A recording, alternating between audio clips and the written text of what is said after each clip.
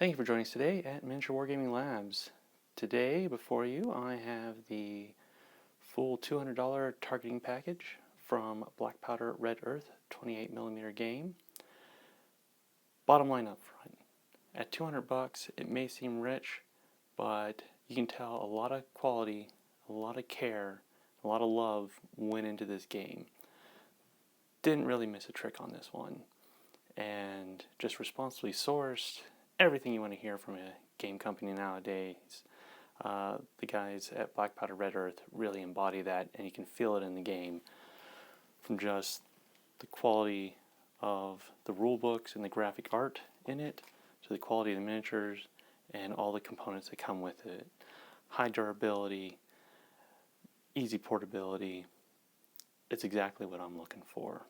So let's go ahead and take a look at this excellent buy. Now we know Black Powder Red Earth's Target Package cost $200. Now the shipping for this package was $60. That's a big chunk of the total amount spent. So we're talking over 25% just on the shipping. So I want to examine what you get for this. So on December 2nd, so it was Thursday at 10 p.m., I ordered the Target Package. $200, I paid $60 for shipping.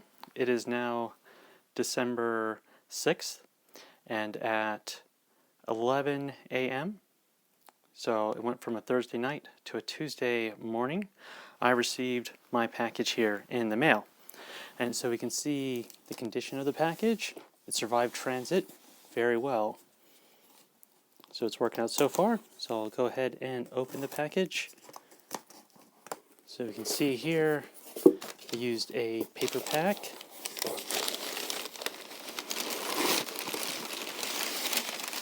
Going to be wrapped here. Let's check it for dings and mark.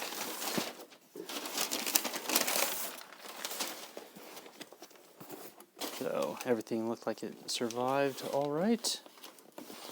So if this was a decorative package, it would have been just fine.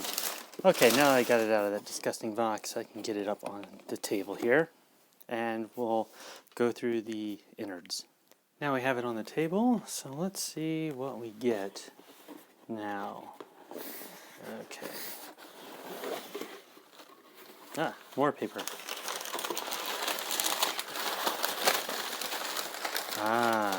So it's a box within a box to protect this. Okay. So we get Black Powder Red Earth, inventory. Oh, an inventory sheet. I appreciate that. This little box has our minis in it.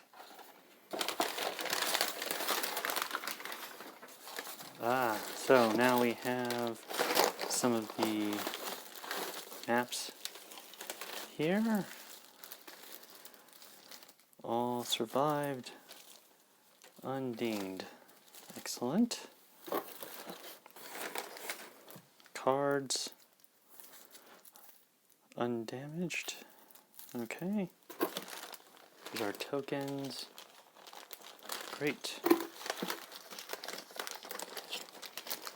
Templates, tokens and trackers. Okay. I thought this was just packing. So, corrugated cardboard over the rulebook. So leaving it in mint condition. Excellent.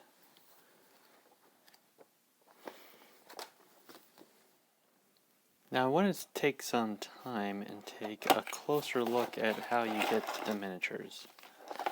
So, alright. We have 2 large bags, 2 small bags, and this shows us the names actually written on here, and these correspond to the rules. So this is your advisor. So it's one of the more capable players in the game, in the LAMG, so one of the better weapons. So these get their own bags, and so these are your squad guys. So you have 4 assault options, and these are the recce. So 4 of those, so 10 miniatures. Now, we figure before shipping and handling, the base set of miniatures here is, so it's $200 for the set. So that'd be $20 a miniature, but then you get the rest of the accoutrement. So that's still good. Now this, I actually wonder, I know they're manufactured in Texas, because this is all made in the USA. And this is all resin. I'm wondering if this is Cyocast. I won't know until I get the Infinity models in. But you can just see a ton of detail. Now, what I noticed about this resin, like other forms of resin, nothing's bent. Nothing is out of place. So I'm going to go ahead and get these together and we'll take a closer look at them. So I put together all my models here. Now, 2 issues that I found with the cast, they didn't actually affect it. On the advisor, the bottom of the balls of his feet had pucker points from the mold, but since you're going into the base, it didn't matter. And also on 3 of the models, I know this one and this one, the left arms had to be trimmed down, so this ball that fit into the body cavities of were too thick. It's like didn't sit right, so I had to trim those down, but came out well enough that I can't remember which was the 3rd one that I had to trim down to fit in properly. But otherwise, let's talk about the pros. Just beautiful models, and these are 3D sculpts. So, an insane amount of detail on these guys. Very happy with them. Now, the set didn't come with bases. So I got Games Workshop 25mm bases to put them on. The rulebook suggests, using 25mm bases. The reason I like using these ones, and I use the flat bases and not the slotted bases, is that a lot of these guys are on their slottas and you could fit them in to the slotted bases, but then you couldn't read them. With the regular bases, what I could do is put their names there. So I could pick the guy up and remember, oh yeah, he's Recce 3. Oh yeah, Recce 1. Advisor. So that's just my personal choice. So I could tell them apart. Because so Assault, Recce, and Advisor have different rules in the game, so I'm going to be able to tell them apart. Now, one of the things I want to do is compare it to the other Black Powder Red Earth miniatures out there, which Spectre makes. So we can find a guy in a similar stance here. There we go. Now when you compare Black Powder Red Earth to the Spectre, so you got what seems to be the Cyocast versus the metal. The Black Powder Red Earth one's a little bit huskier. We can see that when we put them back to back. Their gear's a little bit bigger, but we've actually seen that across all of Spectre's ranges where they go for slighter weapons, slighter builds. So the trick is, if I put these in a game, what I notice, and so my thought was, I would paint my Spectre versions in a different color scheme for my Black Powder Red Earth ones, and just say they belong to different squads. That way, the eye, if they're painted the same, won't say, well, that guy's a little bit slighter. So that's just my solution to it. I'm very happy with the models. So now I've unboxed and laid out all the items you get in the Black Powder Red Earth full targeting pack. Okay, so we have the rulebook here. This will serve as your terrain. You get 10 models. You get the tokens to track activation state, and you get your cards that track either the environmentals of the mission, the special abilities that you can use during the game, and also various stat cards of the models there. Now, something I'd like to point out is that even though you only get the good guys here, we'll call them, you get your 10 models here, there are actually enough tokens and cards here to represent the opposition force. So they didn't just give you a one-sided player starter set. This is like a 2-player starter set minus the opposition force miniatures. Now, something I like about this is the portability of the game, and you could tell that they were computer game designers just from the way they do the token tracking there, and their interesting way of tackling the terrain. So let's take a closer look at that.